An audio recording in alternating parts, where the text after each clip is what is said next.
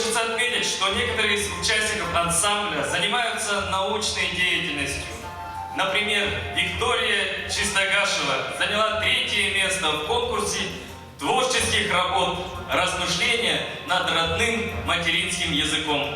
А Виктория Кокошникова заняла диплом 2-й степени во Всероссийской научно-практической конференции с международным участием «Реклама, традиции и инновации».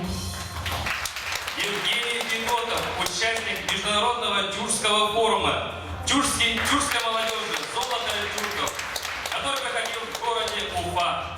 Светлана Сагалакова является победительницей многих олимпиад и конкурсов по хакасскому языку и литературе. Недавно она стала призером олимпиады по хакасскому языку и литературе, посвященной столетию со дня рождения Николая Доможакова.